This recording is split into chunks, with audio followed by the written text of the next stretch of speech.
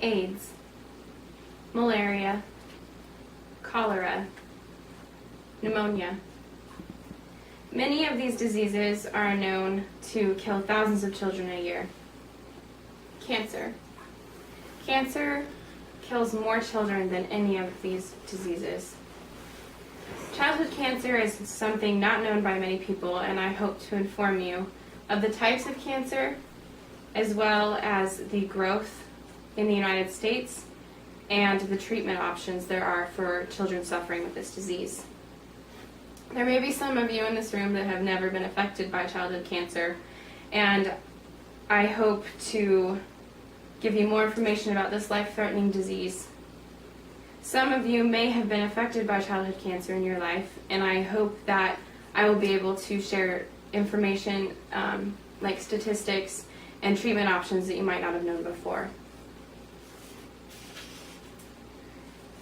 Cancer is the #1 disease-related cause of death in children today.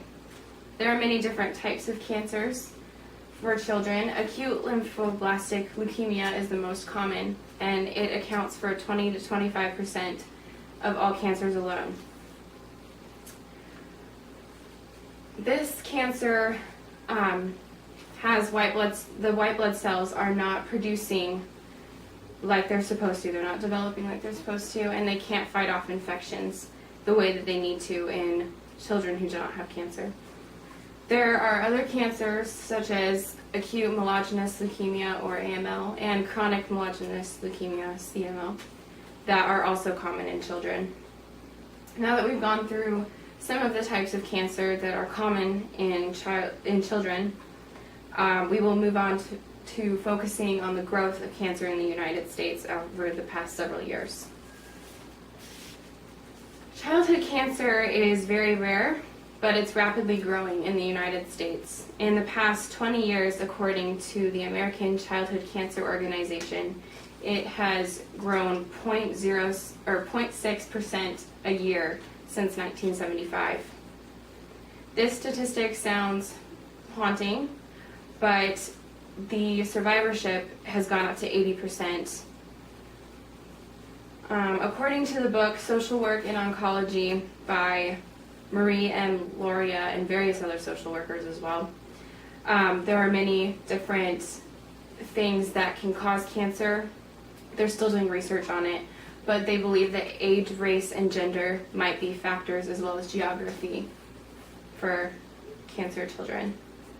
Now that we have seen how much it's grown, let's move on to the treatment options available for children. Childhood cancer has many side effects, both physically and emotionally, and there's treatments for both physical and emotional stress that children have, as well as their families. First, we'll talk about physical. There are surgeries that can be performed, as well as therapies. Chemotherapy is the most common therapy. Chemo means drugs, so it's medication. It's the most common treatment. It can take several weeks to several months to a couple years. It's basic. What it is striving for is to stop the cells from dividing and reproducing, the cancer cells, that is. The emotional treatments, there's many support groups that are set up in hospitals and clinics so that the children are able to not have to go out and find a treatment option. They have it right there in front of them, as well as the families.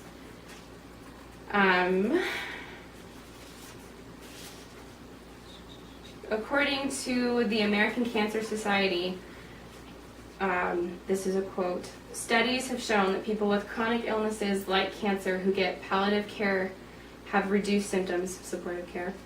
They have a better quality of life, less pain, less depression, less anxiety, etc. And it also makes the families feel more at peace." We have looked at many types of common cancer, particularly acute lymphoblastic leukemia for children. We have also looked at how many children, or how much cancer has grown in children, as well as some of the treatment options, both physically and emotionally. Cancer, as we saw earlier, is the number one disease-related death for children in the United States, and the number of children diagnosed is continually growing. Influenza, hepatitis A, and congenital heart disease. When it comes to cancer, it stands alone when it comes to the death of children, and there's nothing that has beaten that statistic yet.